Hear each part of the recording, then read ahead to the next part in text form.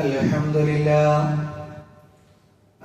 لله رب العالمين نحمده ونستعينه ونؤمن به ونتوكل عليه ونعوذ بالله من شرور أنفسنا ومن سيئات أعمالنا من يهده الله فلا مضل له ومن يضلل فلن تجد له وليا مرشدا اللهم صل على محمد وعلى آل محمد كما صليت على إبراهيم وعلى آل إبراهيم إنك حميد مجيد اللهم بارك على محمد وعلى آل محمد كما باركت على إبراهيم وعلى آل إبراهيم إنك حميد مجيد أما بعد فإن خير الحديث كتاب الله وخير الهدي هدي محمد صلى الله عليه وسلم وشر الأمور محدثاتها وكل محدثة بدعة وكل بدعة ضلالة وكل ضلالة في النار يا أيها الذين آمنوا اتقوا الله حق تقاته ولا تموتن إلا وأنتم مسلمون സ്നേഹമുള്ള സത്യവിശ്വാസികളെ വിശ്വാസിനികളെ, ലോകരക്ഷിതാവും പ്രപഞ്ചങ്ങളുടെ പരിപാലകനുമായ അള്ളാഹുവിന്റെ ആജ്ഞകളും നിർദ്ദേശങ്ങളും ജീവിതത്തിന്റെ എല്ലാ മേഖലകളിലും പാലിക്കണമെന്ന് ഉണർത്തുകയാണ്, ഓർമ്മപ്പെടുത്തുകയാണ്. അല്ലാഹു സുബ്ഹാനഹു തആല നമ്മുടെ ഒരുമിച്ച് കൂടൽ ഉഖറവിയായ ലോകത്തേറെ നന്മകൾ ലഭിക്കുന്ന അമലുകളിൽ ഉൾപ്പെടുത്തി അനുഗ്രഹിക്കുമാറാകട്ടെ. സഹോദരങ്ങളെ, പ്രയാസമില്ലാത്തവരൊക്കെ ഈ സഫുകളൊന്നും ഇങ്ങനെ പൂർത്തിയാക്കിയിരിക്കും. നമ്മള് ഈ അസുഖം കൊണ്ട് പ്രയാസപ്പെടുന്ന ആൾക്കാർക്ക് ഇത് ബാധകമല്ല. അല്ലാത്ത ആളുകളൊക്കെ നമ്മൾ എങ്ങനെയാണോ നിസ്കരിക്കാൻ നിൽക്കുന്നത് അതേപോലെ അങ്ങനെ നിൽക്കുക. അള്ളാഹു അതിലൊരു ബർക്കത്ത് നൽകും. അള്ളാഹു അവന്റെ ബർക്കത്ത് നമ്മുടെ മേൽ ചൊരിയുമാറാവട്ടെ. പ്രിയപ്പെട്ട സത്യവിശ്വാസികളെ, അല്ലാഹു സുബ്ഹാനഹു തആല മനുഷ്യന്മാരുടെ ജീവിതത്തെ കുറിച്ച് വളരെ ഉറ്റാലോചിക്കുന്നതിന് വേണ്ടി ഒട്ടേറെ സന്ദർഭങ്ങളും സാഹചര്യങ്ങളും അവന്റെ വിശുദ്ധ ഗ്രന്ഥത്തിൽ ഖുർആനിൽ നമുക്ക് ഒരുക്കിയിട്ടുണ്ട്. നമ്മളെ സംബന്ധിച്ചിടത്തോളം ജീവിതത്തിൽ ഒരു ചെറിയൊരു നന്മ നമുക്ക് ചെയ്താൽ പോലും അയാളോട് നമുക്ക് വല്ലാത്തൊരു നന്ദി ഉണ്ടാകും. നിങ്ങൾ ആലോചിച്ച് നോക്കൂ, അത് മനുഷ്യന്മാരിൽ മാത്രമല്ല പ്രിയപ്പെട്ടവരെ, അള്ളാഹു പടച്ചിട്ടുള്ള എല്ലാ ജന്തുജാലങ്ങളിലും ഉണ്ടാകും. ഇപ്പൊ താൽക്കാലികളൊക്കെ വളർത്തുന്ന മനുഷ്യന്മാരും പറയാറുണ്ട്, എന്റെ മക്കളെക്കാൾ ഏറെ ഞാൻ വളർത്തുന്ന എന്റെ പശുക്കുട്ടി അല്ലെങ്കിൽ പശു, അത് എന്നെ കാണുമ്പോൾ അതിന് വല്ലാത്തൊരു സ്നേഹപ്രകടനമാണ്. അത് എന്നെ കണ്ടിട്ടില്ലെങ്കിൽ അത് കരയുകയും അതിനു വേണ്ടി എന്നെ കാണുമ്പോൾ ഉണ്ടാകുന്ന സന്തോഷം. അതേപോലെ തന്നെ ഇനി അത് മാത്രമല്ല, ചെറിയ കോഴിക്കുഞ്ഞുങ്ങളെ നമ്മൾ വളർത്തുന്നുണ്ടെങ്കിൽ അതിന് തീറ്റ കൊടുക്കുന്ന അതിന്റെ യജമാനനോട് അത് കാണിക്കുന്ന സ്നേഹം എത്രയാണ്. സാധാരണഗതിയിൽ വിശുദ്ധ ഖുർആൻ അതെല്ലാം കൂടി ചേർത്ത് പറയുന്ന ഒരു അധ്യായമുണ്ട് പ്രിയപ്പെട്ടവരെ. അതാണ് ഇന്ന് പരിചയപ്പെടുത്തുന്നത്. സൂറത്തു ആദിയാത്ത് എന്നാണ് പേര്. ആ സൂറത്തു ആദിയാത്തിലൂടെ റഹ്മാനായ റബ്ബ് നമ്മളെ പഠിപ്പിക്കുന്ന ഒരു വലിയൊരു സന്ദേശം നമ്മൾ ഉൾക്കൊള്ളേണ്ടതുണ്ട്. എന്താണത്? അല്ലാഹു സുബ്ഹാനഹു തആല പറയുകയാണ്, വൽആദിയാതി ളബ്ഹാ ഫൽമൂരിയാതി ഖദ്ഹാ. കിതച്ചുകൊണ്ട് ഓടുന്നവ തന്നെയാണ് സത്യം. ആ ഓട്ടം കൊണ്ട് ഫൽമൂരിയാതി ഖദ്ഹാ, അതിന്റെ കുളമ്പ് കല്ലിൽ ഉരസിയിട്ട് തീപ്പൊരി പാറുന്നുണ്ട്. ഫൽമുഗീറാതി സുബ്ഹാ, എന്നിട്ട് അതെന്ത് ചെയ്യുന്നു? പ്രഭാതത്തിൽ ആക്രമണം നടത്തുന്നവ തന്നെയാണ് സത്യം. അതിന്റെ ഓട്ടം കൊണ്ട് പൊടിപടലങ്ങൾ അത് ഇളക്കി വിടുന്നു. അങ്ങനെ അത് ശത്രു സംഘത്തിന്റെ നടുവിൽ അവ പ്രവേശിക്കുന്നു. അപ്പൊ അള്ളാഹു ഒരു കുതിരയുടെ ഒരു സാഹസം പറയും. അതിരാവിലെ അതിന്റെ യജമാനെയും വഹിച്ചുകൊണ്ട് അത് ഓടുക. ഓട്ടത്തിന്റെ പ്രത്യേകത എന്താണ്? അതിന്റെ ആ ഒരു ശക്തിയെ അള്ളാഹു വിശദീകരിക്കുന്നതാണ്. അതിന്റെ ഓട്ടം കാരണമായിട്ട് അതിന്റെ കുളമ്പ് കല്ലിലെ തട്ടുമ്പോൾ തീപ്പൊരിയാണ് പാറ. അത്രയും വേഗതയിൽ അത് ഓടുക. അതിന് ഉറക്കമില്ല, അതിന് ക്ഷീണമില്ല, അതിന് തളർച്ചയില്ല. എന്നിട്ട് അതിന്റെ യജമാനനെയുമായിട്ട് എന്ത് ചെയ്യാണ്? അത് ശത്രു മധ്യത്തിലേക്ക് അത് എത്തുക. നമ്മൾ ആലോചിച്ച് നോക്കൂ, ആ മിണ്ടാപ്രാണിക്ക് ചിലപ്പോൾ ജീവഹാനി പോലും സംഭവിക്കും. പക്ഷെ കേവലം കിട്ടുന്ന ഒരു തുള്ളി വെള്ളം, അതല്ലെങ്കിൽ ഒരു പച്ചപ്പുല്ല് വിചാരിച്ചിട്ട്, അതാണ് ആ സ്നേഹബന്ധത്തിന്റെ അടിത്തറ. വേറെ എന്താ സ്നേഹബന്ധമാണ് അതിന്റെ യജമാനനോടുള്ളത്? നേരങ്ങളിൽ അതിന് വെള്ളം കൊടുക്കുന്നു, അതിന് പച്ചപ്പുല്ല് കൊടുക്കുന്നു, അതല്ലെങ്കിൽ അതിന് കഴിക്കേണ്ടുന്ന മൃദുവായ പല പദാർത്ഥങ്ങൾ കൊടുക്കുന്നു. വേറൊരു ബന്ധമില്ലല്ലോ. എന്നിട്ടും ആ വളർത്തുമൃഗത്തിന് ഇത്രമേൽ കടപ്പാടുണ്ടെങ്കിൽ, ഇന്നൽ ഇൻസാന ലിറബ്ബിഹി ലകനൂദ്, തീർച്ചയായും മനുഷ്യന്മാർ നന്ദി കെട്ടവർ തന്നെയാണ് തന്റെ റബ്ബിനോട്. എന്നിട്ടോ വൈനഹു അലാ ദാലിക ലശഹീദ്, അതിന് ഏറ്റവും വലിയ സാക്ഷി അവൻ തന്നെയാണ്. 4 വയസ്സുള്ള ഒരു പിഞ്ചോമന പൈതലിന്, നമ്മുടെയൊക്കെ വീട്ടിലുണ്ടല്ലോ, 4 വയസ്സായ ഒരു കുട്ടിയുടെ കൊഞ്ചലും അതിന്റെ പുഴയിലും എത്ര നമ്മൾ ആസ്വദിക്കുന്നുണ്ട്. അതിനെ ഉമ്മ കൊണ്ടുപോയിട്ട് എന്ത് ചെയ്യുന്നു? പുഴയിൽ എറിയുന്നു. ആ സങ്കടത്തിൽ നമ്മൾ വിറങ്ങലിച്ച് നിൽക്കുമ്പോഴാണ് മറ്റൊരു വാർത്ത വരുന്നത്. ആ 4 മാസം പ്രായമുള്ള കുഞ്ഞില് കാമം കണ്ടെത്തിയത് ആരാണ്? ഉപ്പയുടെ സഹോദരനാണ്. ഇന്നൽ ഇൻസാന ലിറബ്ബിഹി ലകനൂദ്, തീർച്ചയായും മനുഷ്യൻ അവന്റെ റബ്ബിനോട് നന്ദി കെട്ടവൻ തന്നെയാണ്. വഇന്നഹു അലാ ദാലിക ലശഹീദ്, അതിന് എന്താണ് തെളിവ്, എന്താണ് പ്രമാണം? അവൻ തന്നെയാണ്. വേറൊന്നും ആലോചിക്കുന്നില്ല. അവന്റെ എല്ലാ ആഗ്രഹങ്ങളെയും പൂർത്തിയാക്കാനുള്ള ഒരു ഇടമായിട്ട് ദുനിയാവിനെ കാണുന്നു. വഇന്നഹു ലിഹുബ്ബിൽ ഖൈരി ലശദീദ്, അവന് ദുനിയാവിനോട് വല്ലാത്ത ഹുബ്ബാണ്, വല്ലാത്തൊരു ആർത്തിയാണ് ദുനിയാവിനോട്. ഇല്ലാണ്ട് പൂതി മാറുന്നില്ല. എത്ര മനുഷ്യന്മാര് അല്ലെ ഇന്നും ഒരു മരണവാർത്ത കേട്ടിട്ടാണ് ഞാൻ ഉണർന്നത്.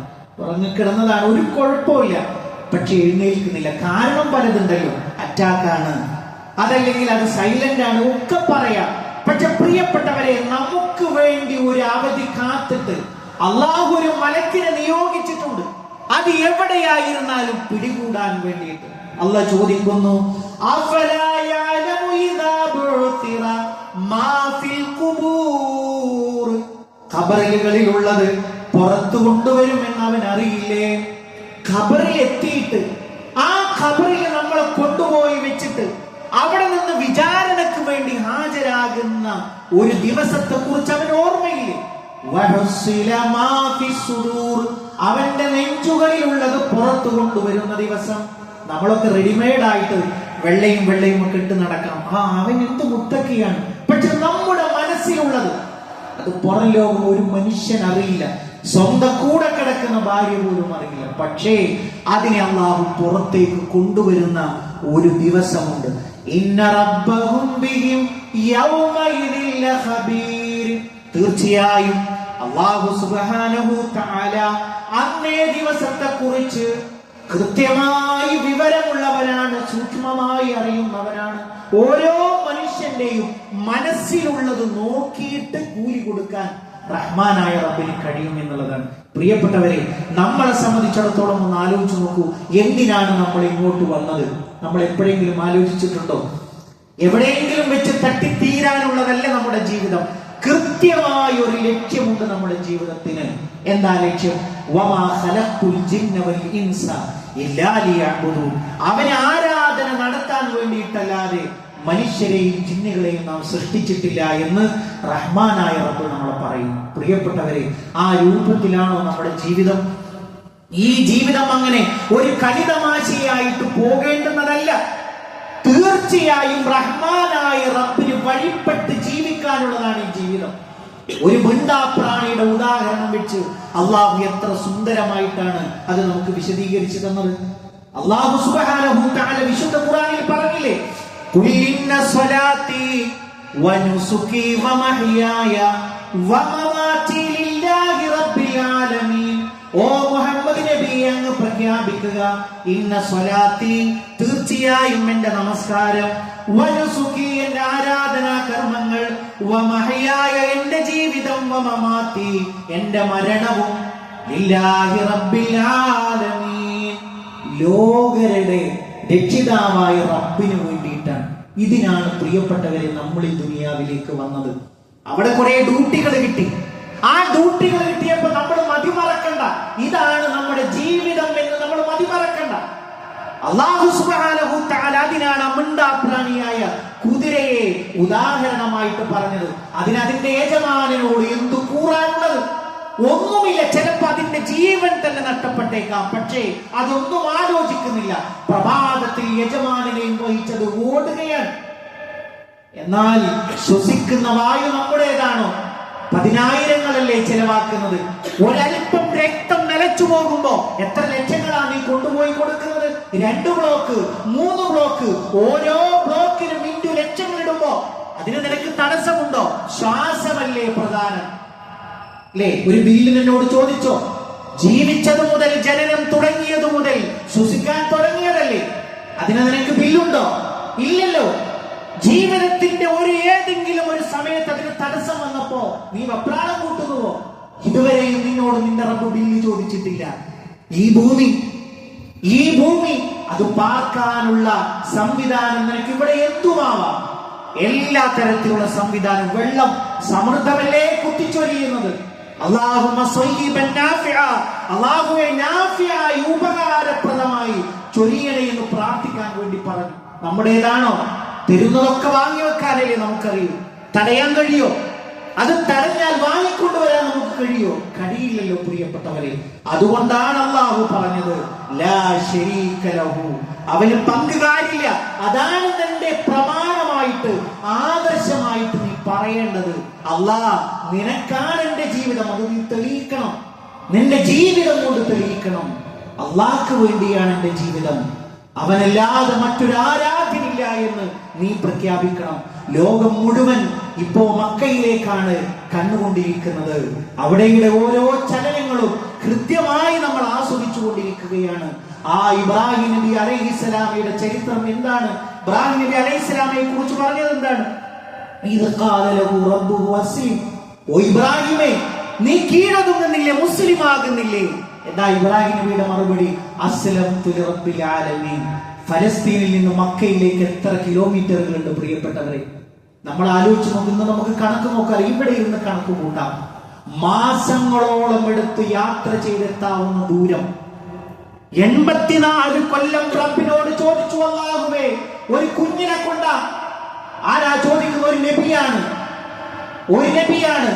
മുൻപ് മരിച്ചുപോയി എത്രയോ പ്രവാചകന്മാരില്ലേ? ഒരു നബിയോടും ചോദിച്ചില്ല. കാരണം എന്താ? അത് നബിമാരുടെ ആദർശമല്ല. മരണപ്പെട്ടവരോട് ചോദിക്കുക എന്നുള്ളത്, പിന്നെയോ പടച്ചവനോട് ചോദിക്കുക എന്നുള്ളതാണ് നബിമാർ ഈ ലോകത്തോട് പറഞ്ഞത്, അല്ലെ?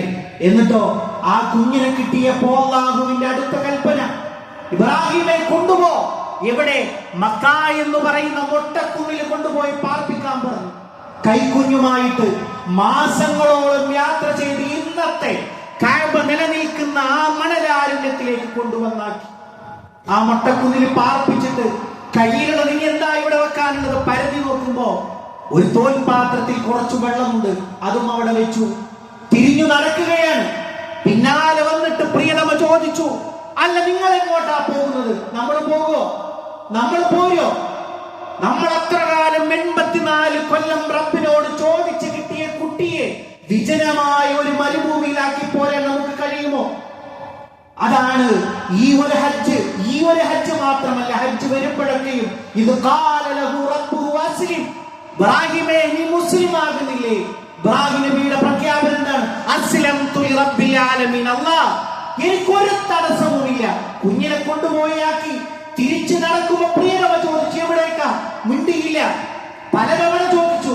അവസാനം മഹദി, വിശ്വാസത്തിൽ ഊട്ടപ്പെട്ട മഹദി ചോദിച്ചു, അല്ലാഹു അമറക ഹാദാ, ഇബ്രാഹിമേ അല്ലാഹ് കൽപ്പിച്ചിട്ടാണോ ഈ പണി ചെയ്യുന്നത്?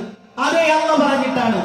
തിരിച്ചു നടന്നു, കുന്നിറങ്ങി താഴെ എത്തിയിട്ട് പ്രാർത്ഥിക്കുകയാണ്, റബ്ബനാ ഇന്നി അസ്കൻതു ബിവാദിൻ ഗൈരി ദി സറഇൻ, ഒരു പുല്ല് പോലും ഇല്ലാത്ത, പച്ചപ്പില്ലാത്ത മൊട്ടക്കുന്നിൽ അല്ലാഹുവേ എന്റെ കുടുംബത്തെ ഞാൻ പാർപ്പിച്ചിരിക്കുകയാണ്. ഒരു കുടുംബനാഥന്റെ മനസ്സിടിഞ്ഞു പോകുന്ന പ്രാർത്ഥന. എന്തിനാണത്? ലോകരുടെ മുഴുവൻ ഹൃദയങ്ങളെയും ഇവരിലേക്ക് കൊണ്ടുചെന്നെത്തിക്കാൻ അവിടുന്ന് പ്രാർത്ഥിക്കാൻ വേണ്ടി പറഞ്ഞു, ഹജ്ജിന് വിളിക്കാൻ വേണ്ടി പറഞ്ഞു. അതൊരു ചരിത്രം, ഞാൻ അതിലേക്ക് പോകുന്നില്ല. പ്രിയപ്പെട്ടവരെ, ഇതാണ് ഇബ്രാഹിം നബി അലൈഹിസ്സലാമയുടെ ചരിത്രം നമുക്ക് നൽകി. ഇത് മാത്രമല്ല, മഹാനായ റസൂലുള്ളാഹി സ്വല്ലല്ലാഹു അലൈഹി വസല്ലമ പ്രഭാതത്തിന്റെ അവസാന സമയം വരെ നമസ്കരിക്കുമ്പോ കാലിൽ നീര് വരുന്നു. നമ്മുടെ ഉമ്മ ചോദിച്ചു, ഉമ്മുൽ മുഅ്മിനീൻ ആയിഷ റളിയല്ലാഹു അൻഹ ചോദിച്ചു, അല്ലാഹുവിന്റെ റസൂലേ, താങ്കളുടെ മുൻകഴിഞ്ഞതും വരാനിരിക്കുന്നതുമായ സകലമായ പാപങ്ങൾ പുറത്തിട്ടില്ലേ? ഇതിനാ അങ്ങനെ കഷ്ടപ്പെടുന്നത്? ഫർളല്ല, സുന്നത്തല്ലേ? പ്രവാചകന്റെ മറുപടി എന്താണ്? അഫലാ അകൂന അബ്ദൻ ശകൂറ. ആയിഷ, ഒരു നന്ദിയുള്ള അടിമയാകുന്നത് നിനക്ക് ഇഷ്ടമല്ലേ എന്നാണ് തിരിച്ചു ചോദിച്ചത്. പ്രിയപ്പെട്ടവരെ, നന്ദിയുള്ളവരാവാനുള്ള ഒരുപാട് കാരണങ്ങൾ റബ്ബ് നമ്മുടെ മുമ്പിൽ ഒരുക്കിയിട്ടുണ്ട്. നന്ദിയുണ്ടോ എന്നുള്ളത് നമ്മൾ പരിശോധിക്കുകയാണ് നമ്മൾ വേണ്ടത്. എങ്ങനെ നന്ദി കാണിക്കണം എന്ന് നമ്മൾ പറഞ്ഞു. ലോകരുടെ സൃഷ്ടാവായ റബ്ബിങ്കിലേക്ക് അടുക്കുക എന്നുള്ളതാണ് നന്ദിയുടെ മാർഗം. ആ മാർഗം അനുസരിച്ച് മുന്നോട്ട് പോകാൻ റഹ്മാനായ റബ്ബ് നമ്മളെ അനുഗ്രഹിക്കുമാറാകട്ടെ.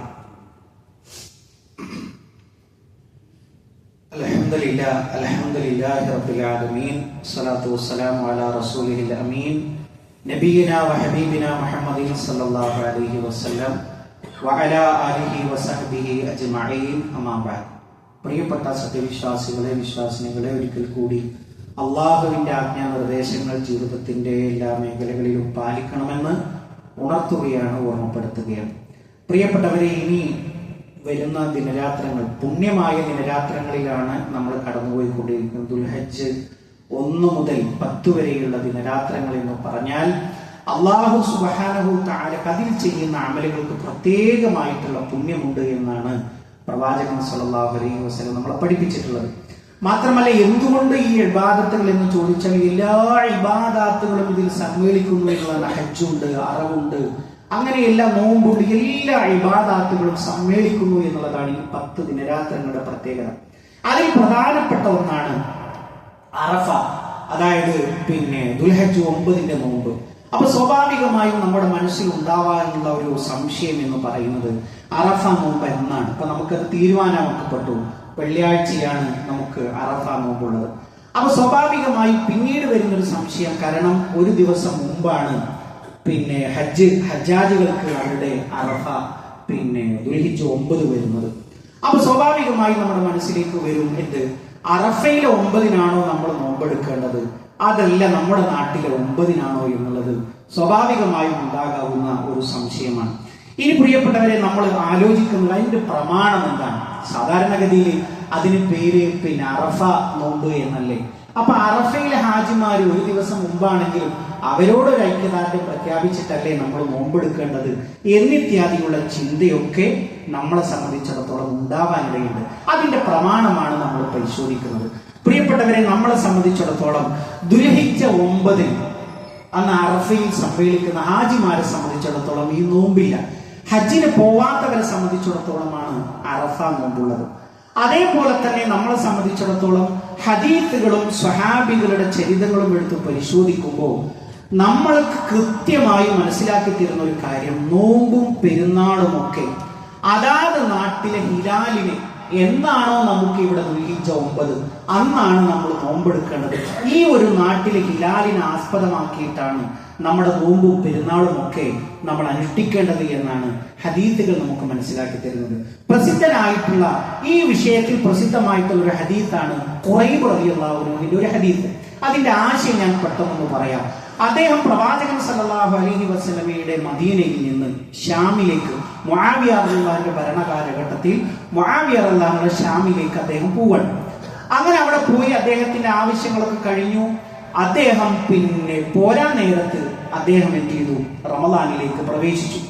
ആ റമളാനിലേക്ക് പ്രവേശിക്കുന്നത് ലൈലത്തുൽ ജുമഅയുടെ രാത്രിയാണ്, അല്ലെങ്കിൽ ജുമഅയുടെ ആ ഒരു ദിവസത്തിലാണ് അവരെന്ത് ചെയ്യുന്നത്? ഹിലാല് കാണുന്നത്. അങ്ങനെ അവര് നോമ്പിലേക്ക് പ്രവേശിച്ചു. അങ്ങനെ അദ്ദേഹം തിരിച്ച് മദീനത്തേക്ക് വന്നു. മദീനത്തേക്ക് വന്നപ്പോൾ മഹാനായ ഇബ്നു അബ്ബാസ് റളിയല്ലാഹു അൻഹുവോട് ഇങ്ങനെ കാര്യങ്ങൾ ചർച്ച ചെയ്യുന്ന കൂട്ടത്തിൽ അദ്ദേഹം ചോദിക്കുകയാണ്, എന്താണ് വിശേഷങ്ങളൊക്കെ ചോദിച്ച സമയത്ത് നിങ്ങൾക്ക് എന്നാണ് ആരംഭിച്ചത്? നോമ്പ് ആരംഭിച്ചത് എന്ന് ചോദിച്ചപ്പോൾ ഞങ്ങൾക്ക് പിന്നെ വെള്ളിയാഴ്ച രാത്രിയിലാണ് ഞങ്ങൾ എന്ത് ചെയ്യുന്നത്, പിന്നെ ഹിലാല് കാണുന്നത്. അപ്പൊ മദീനക്കാരായിട്ടുള്ള ആളുകൾ എന്നാണ് ഹിലാല് കണ്ടതെന്ന് ചോദിക്കുമ്പോൾ ഞങ്ങൾ ശനിയാഴ്ച രാത്രിയാണ് കാണുന്നത്. അപ്പൊ ഖുറൈബ് റളിയല്ലാഹു മഹാനായ ഇബ്നു അബ്ബാസ് റളിയല്ലാഹുവിനോട് ചോദിക്കുകയാണ്, നമുക്കെല്ലാവർക്കും ഷാമിൽ കണ്ട മുആവിയ കണ്ട ഹിലാല് കണ്ടാൽ മതിയാകുമായിരുന്നില്ലേ? അതായത് വെള്ളിയാഴ്ച ദിവസം നമുക്ക് എല്ലാവർക്കും നോമ്പെടുത്തുകൂടെ എന്ന് അദ്ദേഹം ചോദിക്കുമ്പോൾ മഹാനായ ഇബ്നു അബ്ബാസ് റളിയല്ലാഹു മറുപടി കൊടുക്കുകയാണില്ല, അങ്ങനെയല്ല. ഹാക്കദ അമറനാ റസൂലുള്ളാഹി സ്വല്ലല്ലാഹു അലൈഹി വസല്ലം, ഇങ്ങനെയാണ് പ്രവാചകൻ ഞങ്ങൾക്ക് കാണിച്ചു തന്നിട്ടുള്ളത്, പഠിപ്പിച്ചു തന്നിട്ടുള്ളത്. അങ്ങനെ പറഞ്ഞാൽ ഓരോ ബലദിലും ഓരോ നാട്ടിലും അവിടുത്തെ ഹിലാല് പ്രകാരമാണ് അവിടുത്തെ ആളുകൾ നോമ്പും പെരുന്നാളും അനുഷ്ഠിക്കേണ്ടത് എന്നുള്ളതാണ് കൃത്യമായിട്ട് നമുക്ക് അവിടെ പഠിപ്പിച്ചു കിട്ടുന്നത്. ഇനി മാത്രമല്ല പ്രിയപ്പെട്ടവരെ, അതിന്റെ വിശദാംശങ്ങളിലേക്ക് കടക്കുമ്പോൾ നമ്മളൊക്കെയും ആലോചിക്കേണ്ടുന്ന മറ്റൊരു ഭാഗം കൂടിയുണ്ട്. എന്താണത്? ഈ ഒരു ഹദീസിനെ വിശദീകരിക്കുമ്പോൾ ഇമാം നവവി റഹ്മത്തുള്ളാഹി അലൈഹി അദ്ദേഹത്തിന്റെ ശറഹ് മുസ്ലിമിന്റെ തലവാചകം, അതിന്റെ ഹെഡിങ് കൊടുക്കുന്നത് എന്താണ്? ആ ഓരോ ഹെഡിങ് തന്നെ വളരെ പരമപ്രധാനമാണ്. ഇപ്പൊ മുഹദ്ദിസുകളായിട്ടുള്ള ആളുകൾ ഹെഡിങ് കൊടുക്കുന്ന സമയത്ത് അതിൽ പിന്നെ കൊടുത്തു കഴിഞ്ഞ് 2 റക്അത്ത് പിന്നെ ഇസ്തിഖാറത്തിന്റെ നമസ്കാരം, അങ്ങനത്തെ അവരുടെ ചരിത്രങ്ങൾ നമുക്ക് കിട്ടുമ്പോൾ ഓരോ ഹെഡിങ്ങിനും നമുക്ക് ഓരോ പാഠങ്ങൾ നൽകാനുണ്ട്. എന്താണ് അദ്ദേഹം ഇതിന് കൊടുത്ത ഒരു പിന്നെ ഹെഡിങ്? എന്താണ്? ബാബു ബയാന് അന്നലി കുല്ലി ബലദിൻ റുബിയതഹു, ഓരോ നാടിനും കാഴ്ചയുണ്ട്, അത് വിശദീകരിക്കുന്ന ബാബ് എന്നുള്ളതാണ് അദ്ദേഹം ഇതിന് തലവാചകമായിട്ട് കൊടുത്തത്. അത് മാത്രമല്ല, മറ്റൊരു സംശയം നമ്മൾ നേരത്തെ പറഞ്ഞല്ലോ, ഹജ്ജുമായി ബന്ധപ്പെട്ട ഒരു കർമ്മമാണല്ലോ അറഫ നോമ്പ്. അപ്പൊ ഹാജിമാർ അറഫയിൽ നിൽക്കുമ്പോഴല്ലേ നാം നോമ്പെടുക്കേണ്ടത് എന്ന് സ്വാഭാവികമായിട്ടും ഒരു വസ്വാസ് വരുമ്പോൾ നമ്മളെ സംബന്ധിച്ചിടത്തോളം നമ്മൾ മനസ്സിലാക്കേണ്ടുന്ന ഒരു കാര്യം, ഹാജിമാരോട് ഐക്യദാർഢ്യം പ്രഖ്യാപിച്ചുകൊണ്ടല്ല നോമ്പെടുക്കേണ്ടത്. പിന്നെയോ അങ്ങനെ നോമ്പെടുക്കുകയാണെങ്കിൽ ലോകത്ത് നോമ്പെടുക്കാൻ തന്നെ സാധിക്കാത്ത നാടുകളുണ്ട്. ഇപ്പൊ നമുക്ക് എല്ലാവർക്കും അറിയാവുന്ന ഒരു കാര്യം എന്ന് പറയുന്നത്, അറഫ നോമ്പിന്റെ ലക്ഷ്യമായിട്ട് പഠിപ്പിക്കപ്പെട്ടത് എന്താണ്? ഹാജിമാരോട് ഐക്യദാർഢ്യം എന്നല്ല, പിന്നെയോ നിങ്ങളുടെ കഴിഞ്ഞുപോയ ഒരു വർഷത്തെയും വരാനിരിക്കുന്ന ഒരു വർഷത്തെയും പാപങ്ങൾ പുറത്തു കിട്ടും എന്നുള്ളതാണ് അറഫ നോമ്പിന്റെ ലക്ഷ്യമായിട്ട് പഠിപ്പിച്ചത്. ഇനി നമ്മൾ നോക്കൂ, അങ്ങനെ ഒരു സംഗതി നമ്മൾ പിന്നെ കൃത്യമായിട്ട് പിന്നെ ഹാജിമാരോട് ഐക്യദാർഢ്യം പ്രഖ്യാപിച്ചുകൊണ്ടല്ലേ അത് ചെയ്യേണ്ടത് എന്ന് പറയുമ്പോൾ, സാധാരണ പിന്നെ ആ ഒരു സൂര്യൻ ഉദിച്ചു തുടങ്ങിയത് മുതൽ അറഫയിലേക്ക് എത്തി അസ്തമയത്തോടുകൂടി അവര് അവിടുന്ന് പിരിയാൻ വേണ്ടി നിൽക്കുന്ന സമയത്ത് നമ്മുടെ ഈ രാജ്യങ്ങളുടെ കണക്കെടുത്ത് പരിശോധിച്ച് നോക്കുമ്പോൾ ന്യൂസിലൻഡിൽ അതിൽ പിന്നെ വൈകുന്നേരം പിന്നെ 3:30 ഈ ഹാജിമാര് അറഫയിൽ എത്തിത്തുടങ്ങുന്ന സമയം. അതേപോലെ തന്നെ അവർ പിരിയുന്ന സമയം ആ നാട്ടിലെ കണക്കാക്കുകയാണെങ്കിൽ പുലരാൻ കാലത്ത് 3 മണിയോടടുത്ത സമയമായിരുന്നു. അപ്പോ ഈ ഒരു ഐക്യദാർഢ്യത്തിന്റെ ഈ ഒരു തത്വം വെച്ച് നോക്കുകയാണെങ്കിൽ ഖിയാമത്ത് നാൾ വരെ ആ നാട്ടിലെ മുസ്ലിമീങ്ങൾക്ക് അറഫ നോമ്പെടുക്കാൻ കഴിയില്ല. നമ്മൾ അങ്ങനെ ഒരു യുക്തി കൂടി നമ്മൾ പരിശോധിക്കുമ്പോൾ, ഈ ദുനിയാവിന്റെ ഒരു വ്യത്യസ്തത നമ്മൾ എടുത്ത് പരിശോധിക്കുമ്പോൾ അവിടെയൊക്കെയും അറഫ വേണമല്ലോ, അവിടെയൊക്കെയും അറഫ നോമ്പുണ്ട്. എവിടെയൊക്കെ മുസ്ലിങ്ങളുണ്ടോ അവർക്കൊക്കെ ഈ നോമ്പെടുക്കാൻ കഴിയണം. അപ്പൊ ചുരുക്കത്തിൽ ഇത്രമാത്രം വിശദമായിട്ട് പറഞ്ഞത്, ഈ കാലഘട്ടത്തിൽ ഇത്തരത്തിലുള്ള ചില വസ്വാസുകൾ നമ്മുടെയൊക്കെ പ്രത്യേകിച്ച് ഈ സോഷ്യൽ മീഡിയകളൊക്കെ വ്യാപകമായ സമയത്ത് നമ്മളോട് തന്നെ ചോദിക്കും, അങ്ങനെയല്ലേ? അപ്പൊ നമുക്കത് ശരിയായിട്ട് തോന്നും. പക്ഷേ എവിടെയും നമ്മൾ തെറ്റുപറ്റില്ല. പ്രമാണങ്ങളുടെ കൂടെ നിൽക്കണമെങ്കിൽ ആ പ്രമാണങ്ങളിൽ കൃത്യമായിട്ട് നമുക്ക് വെളിപ്പെടുന്ന ഒരു സംഗതി എന്ന് പറയുന്നത്, ഓരോ നാട്ടുകാരും അവരവർ കാണുന്ന ഹിലാലിനെ ആശ്രയിച്ചുകൊണ്ടാണ് അവരുടെ നോമ്പും പെരുന്നാളും തീരുമാനിക്കേണ്ടത് എന്നുള്ളതാണ്. അതിന്റെ അടിസ്ഥാനത്തിൽ നമുക്ക് പിന്നെ അറഫ 9 ദുൽഹിജ്ജ 9 എന്ന് പറയുന്നത് നമ്മളെ സംബന്ധിച്ചിടത്തോളം വെള്ളിയാഴ്ചയാണ്. ആ കാര്യം പ്രത്യേകമായി ശ്രദ്ധിക്കണം. റഹ്മാനായ റബ്ബ് ഈ ലോകത്തും വിജയം വരിക്കുന്ന മുഅ്മിനീങ്ങളിൽ മുത്തഖീങ്ങളിൽ നമ്മളെ എല്ലാവരെയും ഉൾപ്പെടുത്തി അനുഗ്രഹിക്കുമാറാകട്ടെ. ഇതേപോലെ അവന്റെ ജന്നാത്തുൽ ഫിർദൗസിൽ ഒരുമിച്ചിരിക്കാനുള്ള ഭാഗ്യം നൽകി അല്ലാഹു നമ്മളെ ഓരോരുത്തരെയും അനുഗ്രഹിക്കുമാറാകട്ടെ. ജീവിത അവസാനം വരെ മുഅ്മിനായി മുത്തഖിയായി ജീവിച്ച് മരണപ്പെട്ടു പോകാനുള്ള ഭാഗ്യം അല്ലാഹുവേ ഞങ്ങൾക്ക് ഓരോരുത്തർക്കും നീ പ്രദാനം ചെയ്യണം. റഹ്മാനെ, അല്ലാഹുവേ ഞങ്ങളുടെ കൂട്ടത്തിൽ രോഗങ്ങളെ കൊണ്ട് വേദനകളെ കൊണ്ട് കഷ്ടപ്പെടുന്ന ഒട്ടനവധി ആളുകളുണ്ട്. അവർ ഞങ്ങളുടെ മാതാപിതാക്കളാണ്, ജ്യേഷ്ഠ അനുജന്മാരാണ്, ഭാര്യ ഭർത്താക്കന്മാരാണ്. അല്ലാഹുവേ എല്ലാവർക്കും മാനസികവും ശാരീരികവുമായ ശിഫ നീ പ്രദാനം ചെയ്യുന്ന റഹ്മാനെ. അല്ലാഹുവേ, ഞങ്ങളുടെ കുടുംബ ജീവിതത്തിൽ സന്തോഷത്തിന് നീ പ്രദാനം ചെയ്യുന്ന റഹ്മാനെ. അല്ലാഹുവേ, സ്വാലിഹായ മക്കളെ ഞങ്ങൾക്ക് നീ പ്രദാനം ചെയ്യുന്ന റഹ്മാനെ. അല്ലാഹുവേ, ഞങ്ങളുടെ ഇണകളിൽ കൺകുളിർമയെ നീ പ്രദാനം ചെയ്യുന്ന റഹ്മാനെ. അല്ലാഹുവേ, ഞങ്ങളുടെ മാതാപിതാക്കൾക്ക് നീ പുറത്തു കൊടുക്കണമേ റഹ്മാനെ. അല്ലാഹുവേ, ദീനിയായി ജീവിക്കുന്നതിന്റെ പേരിൽ കഷ്ടപ്പാട് അനുഭവിക്കുന്ന ലോകത്ത് ഒരുപാട് മുസ്ലിമീങ്ങളുണ്ട്, പട്ടിണി കിടക്കുന്ന ഒരുപാട് ആളുകളുണ്ട്. അല്ലാഹുവേ, അവരുടെ വിശപ്പിനെ നീ അകറ്റണമേ റഹ്മാനെ. അവരുടെ രക്തത്തിന് നീ പകരം വീട്ടണമേ റഹ്മാനെ. അവർക്ക് കൃത്യമായ സഹായം നീ പ്രദാനം ചെയ്യണമേ റഹ്മാനെ. അല്ലാഹുമ്മ ഗ്ഫിർ ലിൽ മുഅ്മിനീന വൽ മുഅ്മിനാത്ത് വൽ മുസ്ലിമീന വൽ മുസ്ലിമാത്ത് അൽ അഹ്യാഇ മിൻഹും വൽ അംവാത്ത് ഇന്നക മുജീബുദ് ദഅവാതി യാ ഖാദിയൽ ഹാജാത്ത്. അല്ലാഹുമ്മ അജിർനാ മിനൻ നാർ اللهم أجرنا من النار. اللهم ربنا تقبل منا إنك أنت السميع العليم وتب علينا إنك أنت التواب الرحيم. آمين آمين برحمتك يا أرحم الراحمين. اللهم صل على